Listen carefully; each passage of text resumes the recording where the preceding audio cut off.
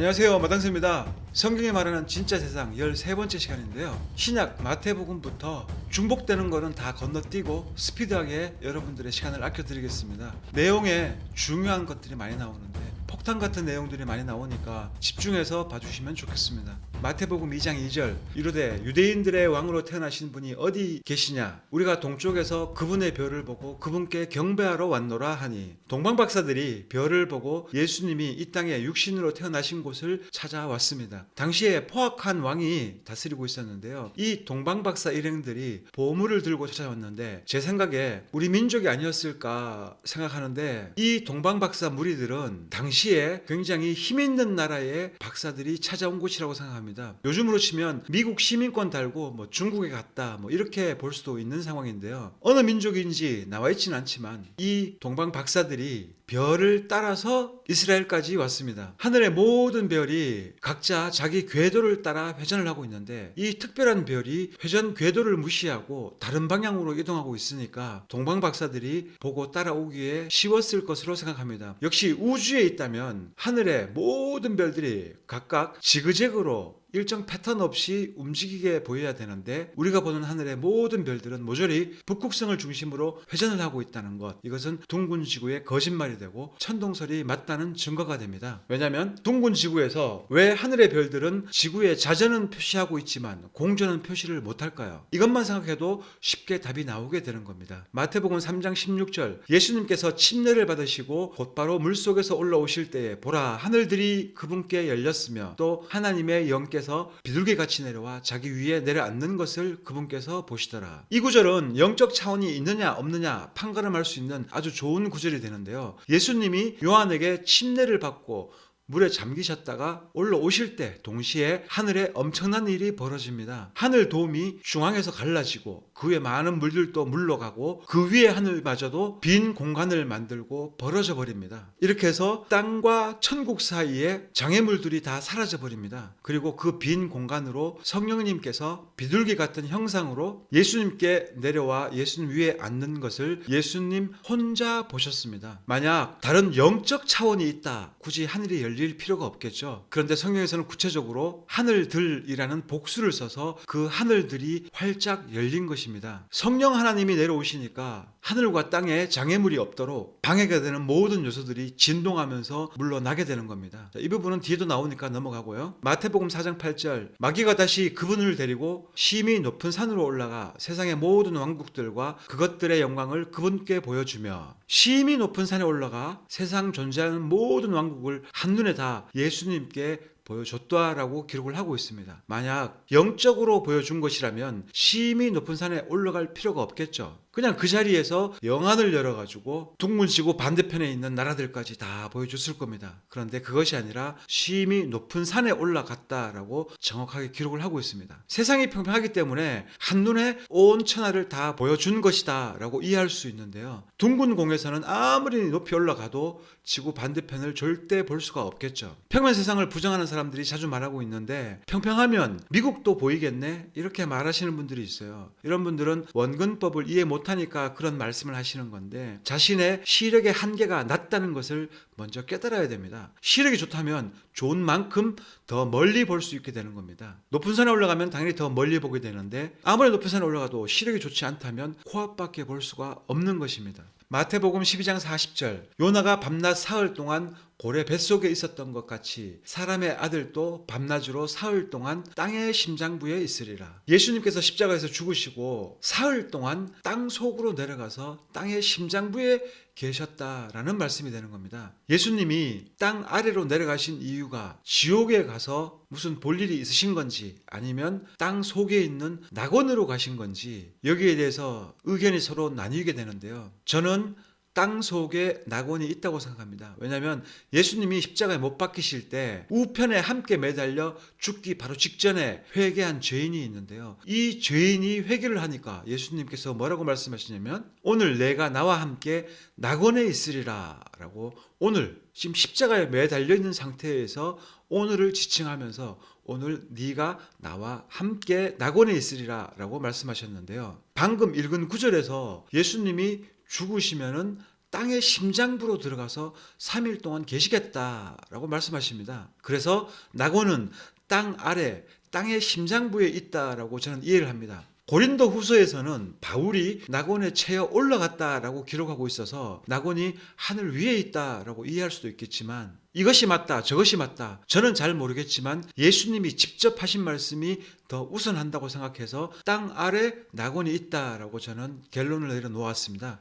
그리고 이 문제 위냐 아래냐 논쟁의 소지가 너무 많아서 각자 판단하고 각자 생각해야 될 문제라고 보고 있습니다. 마태복음 24장 29절 그날들의 환난 뒤에 즉시 해가 어두워지며 달이 자기 빛을 내지 아니하고 별들이 하늘에서 떨어지며 하늘들의 권능들이 흔들리리라. 휴거가 2020년이라는 사람도 있고 또 몇 년 차이는 있지만 2020 몇 년도에 휴거가 있다라고 말하는 분들이 많이 있는데요. 자, 방금 29절은 성도들이 꿈에도 사모하는 휴거의 말씀인데요. 저도 2020년에 휴거가 가능하다고 생각합니다. 물론 몇 년 더 늦어질 수는 있죠. 기성교회 성도들은 잘못된 교육을 받아서 휴거 이야기만 꺼내면 예민해져서 입으로 쉽게 2단, 3단 정지하기 바쁜데요. 잘못된 목사님들이 잘못 가르쳐서 그런 겁니다. 성도에 사는 목적이 무엇인지 방향을 제대로 가르쳐주지 못한 거죠. 잘못된 목사님들이 이 땅에서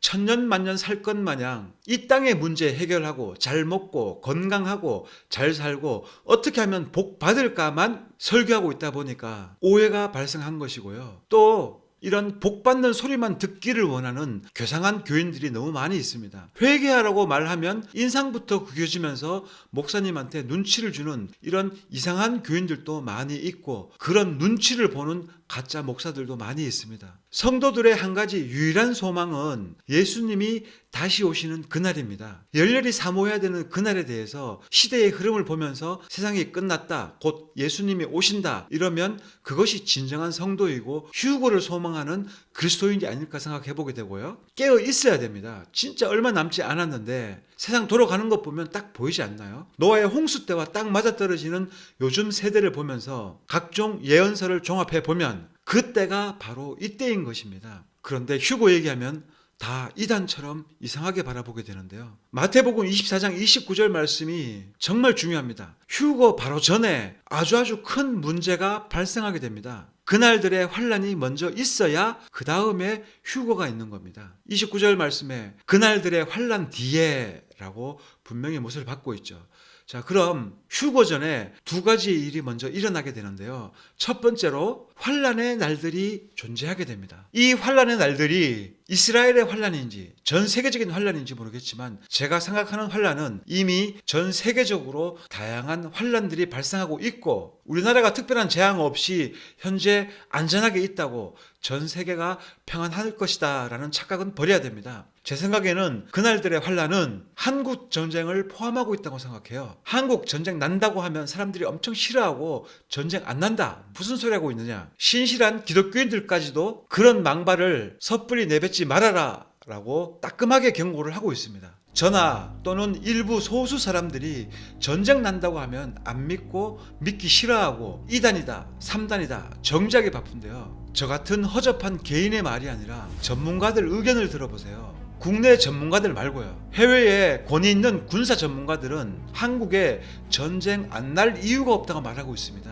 2차 한국 전쟁을 검색해 보세요. 개인들 내피셜이 아니라 직접 연관되어 있는 전문가들이 이구동성으로 한국 전쟁은 불가피하다고 말하고 있습니다.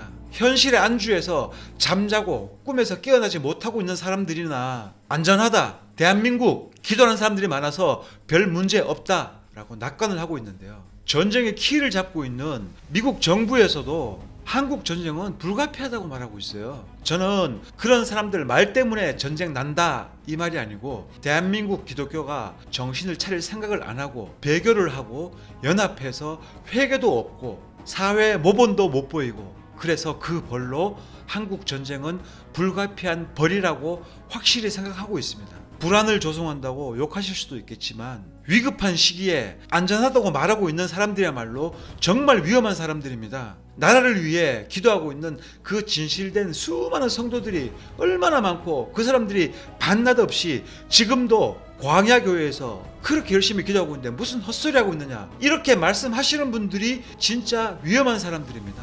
분별을 못하는 사람들이잖아요. 휴거 전에 반드시 예수님의 말씀처럼 그 날들의 환란이 반드시 찾아옵니다. 저는 전쟁만한 환란이 또 있을까 하고 생각하는데요. 한국 전쟁과 중동 전쟁, 여러분들이 보게 된다면 납작 엎드려서 회개하고 예수님 다시 오실 그날이 진짜 코앞에 내일이나 모레 이르렀구나 생각하고 회개하시기 바랍니다. 그 시점을 넘었으면, 그 회개할 수 있는 마지막 시점을 넘었으면 여러분들에게서 공중 휴거의 기회가 사라지게 되는 겁니다. 전쟁이 난다면 국제적 혼란이 발생할 수 있고 많은 환란이 연쇄적으로 발생하게 되는데요. 그 여파로 전 세계가 몸살을 앓고 있을 때 어느 시점에서 갑자기 하늘에 엄청난 징조가 나타나게 됩니다. 해가 빛을 잃어버리고 별도 마찬가지고 달도 마찬가지입니다. 하늘이 지진난 것처럼 흔들리게 됩니다. 그러면은 모두가 하늘을 바라보고 심지어 하늘의 별들까지 땅에 떨어지면서 폭발음을 냅니다. 그러면은 잠자던 사람들까지 모두가 나와서 하늘을 쳐다보면서 이게 무슨 일이냐 하고 두려워하겠죠. 그때에 하늘들이 열리고 북극 중앙을 통해서 예수님께서 구름을 타고 천군 천사들과 함께 이 세상 하늘 위로 강림하게 되시는데요. 이 광경을 세상 모든 사람들이 목격하게 되는 겁니다. 땅 이 끝부터 저 끝까지 징조가 나타나는 시점에서는 그 시점을 기준으로 생명책에 기록된 합당한 성도들만 모두 구름 위로 예수님께 이끌려 올라가게 되는데요. 인류 역사에서 아무도 경험해보지 못했고 본 적도 없는 엄청난 상황이 발생하게 되는 겁니다. 그리고 예수님께서 휴거된 성도들을 데리고 하늘 위로 다시 올라가 버리십니다. 그 후에 이 땅에 대환란이 시작되게 되는 겁니다. 이건 제 생각이니까 틀릴 수 있겠지만 저는 이렇게 확실하게 믿고 있습니다. 그래서 순서가 먼저 그날들의 환란이 시작됩니다. 그것은 전쟁이라고 저는 확실하게 생각을 하고 있고 한국 전쟁과 중동 전쟁이 서로 연결되어 있다고 생각하는 사람입니다. 왜냐하면 이스라엘과 한국은 서로 엮여 있기 때문에 그런 겁니다. 그리고 평면세상의 증거, 태양계가 허구라는 사실이 이 구절에서 너무 잘 나오고 있는데요. 태양이 일단 꺼져버렸습니다. 둥근 지구를 믿는 분들, 지구 자전축이 조금 기울어서 태양 쪽으로 조금만 기울면은 여름이 오고 또 태양 반대쪽으로 조금만 기울어도 겨울이 온다. 온도 차이가 100도 이상 차이가 난다라고 주장하고 있는데요. 그러면은 태양이 꺼져버리면 어떻게 됩니까? 태양이 핵융합을 안 한다면 어떻게 될까요? 둥근 지구 이론대로라면 이 세상은 즉시 꽁꽁 얼어버립니다. 바로 다 전멸해버려요. 엄청난 강추위가 찾아와서 모든 가전제품 쓸모 없어져 버리고 방전돼 버리고 모조리 얼어 죽는 거예요. 태양만 핵융합을 안 하는 것이 아니라 하늘에서 지구보다도 수백 배 더 큰 별들이 지구의 땅으로 떨어집니다. 지구가 도대체 얼마나 크기에 무시무시한 행성들이 지구에 떨어진다는 말입니까? 말도 안 되잖아요. 과학이 말하는 태양계가 맞을까요? 우주가 있고 행성들이 있다면 여러분들은 성경을 절대 안 믿는 겁니다. 예수님께서 직접 하신 말씀도 못 믿으면서 무슨 하나님을 믿는다고 고백을 하십니까? 제발 꿈에서 깨어나길 바랍니다. 진심으로 애통해서 말씀드리는 거예요. 사탄은 과학을 앞장세워서 성도들을 속이고 있어요. 이 거대한 세상을 모조리 속이고 통제하고 교과서를 던져주면서 어려서부터 거짓말로 쇠뇌를 시키고 사회 조직 속에 끼워 넣어서 돈으로 통제를 하고 있는 겁니다. 성도들은 하나님의 창조 세상을 제대로 알아야 됩니다. 예수님께서 직접 말씀하셨잖아요. 태양이 꺼져버리고 별들이 땅에 떨어진다. 별 한 개가 아닙니다. 수많은 별들이 땅에 떨어지고 하늘이 흔들린다고 말씀하고 있습니다. 제 말을 믿지 말고 예수님 말씀을 믿으세요. 과학에 속아서 잠들어 있지 말고 깨어나시길 바랍니다. 쇠뇌, 최면, 거짓말은 여러분들이 생각하겠죠. 쇠뇌 같은 거는 나는 안 걸린다. 다른 사람 문제지 나는 쇠뇌 안 걸린다. 이렇게 다들 생각하고 계실 텐데요. 세상 사람 90%가 쇠뇌 당해 있습니다. 그리고 평면 세상은 예수님 오실 날이 멀지 않았기 때문에 사탄의 많은 거짓말 중에 하나가 밝혀지고 있는 거예요. 정신없이 빙글빙글 돌아가고 있는데 예수님께서 이 땅에 내려오시려면 시속 1600km로 자전하시면서 내려오셔야겠네요. 땅은 움직이지 않습니다. 그리고 예수님이 공중 재림하실 때에도 시속 1600km로 빙글빙글 돌면서 내려오시지 않습니다. 마태복음 24장 30절, 그때의 사람의 아들의 표적이 하늘에 나타나고 그때에 땅의 모든 지파가 애곡하며 사람의 아들이 권능과 큰 영광을 가지고 하늘의 구름들 가운데서 오는 것을 보리라. 교회를 형식적으로 다니던 사람들과 전도에도 무시하고 너나 잘하세요 하고 조롱하던 사람들, 기독교를 조롱하던 사람들, 이런 분들이 진정한 성도들, 예수님 잘 믿고 신앙생활 똑바로 하고 있는 사람들이 휴거되는 것을 지켜보게 됩니다. 하늘에 난리가 나고 막 공중에 폭죽 터지듯이 별들이 펑펑 터지는 소리가 들리고 모두가 밖으로 튀어나와서 예수님께서 성도들을 데리고 가는 모습을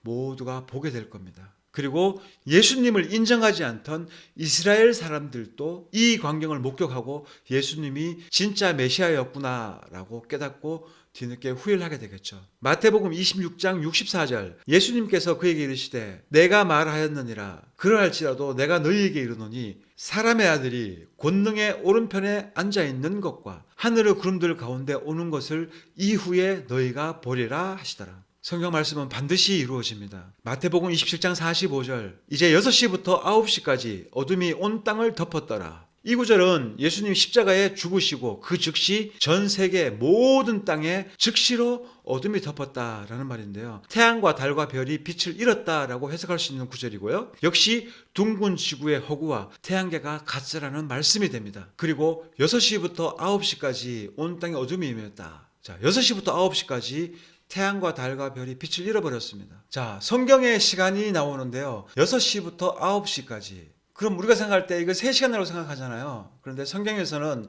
당시 시간 계산법은 하루가 12시간입니다. 그러니까 6시부터 9시까지라고 하면은 6시간을 말씀하고 있는 겁니다. 해가 정오에 떠 있을 때 그때 태양과 달과 별이 빛을 잃어버린 겁니다. 무려 6시간 동안요. 어떤 신학자들은 이거는 뭐 계기일식이다 이렇게 인간적으로 해석하는 사람들이 있는데요. 부분 계기일식도 2시간 반밖에 안 걸립니다. 그리고 계기일식은 반드시 지역적인 한계를 가지고 있어요. 그런데 성경에서는 온 땅이라고 말씀하고 있습니다. 전 세계가 동시에 6시간 동안 캄캄해졌다라는 말씀이 되는 겁니다. 둥근 지구 절대로 믿을 게 못 됩니다. 이렇게 마태복음을 마치고요. 오늘 영상 전쟁이 나냐 마냐 안 난다고 하시는 분들은 이 영상 예민하게 반응하지 마세요. 제가 만드는 모든 영상은 성경도 잘 모르는 무식한 사람이 성경을 읽고 느끼는 대로 자기 생각 첨가해서 영상을 만들고 있고 제가 무슨 계시를 받았거나 뭐 특별한 거 없습니다. 그냥 가볍게 넘어가시면 좋겠고요. 염두에 두시겠다는 분들은 혼란에 빠지지 않도록 직접 성경을 문자적으로 읽고 해석해 보시길 바랍니다. 그러면 밝히 보이게 될 겁니다. 다음 회차는 요한계시록만 남기고 한 회차에 다 설명드리도록 하겠습니다. 다음 회차도 중요한 구절들이 많이 나오고 있습니다. 앞으로 한 2편 남았는데요. 제가 참조하는 성경은 한글로 유일하게 번역된 킹제임스 흠정역을 기준으로 설명하고 있습니다. 무슨 소리야? 다른 성경도 있던데 하실 수 있겠지만 다른 한글 번역 성경 중에 킹제임스 성경은 흠정역밖에 없습니다. 저는 다음 영상을 또 열심히 준비해서 찾아오도록 하겠습니다. 시청해주셔서 감사드립니다.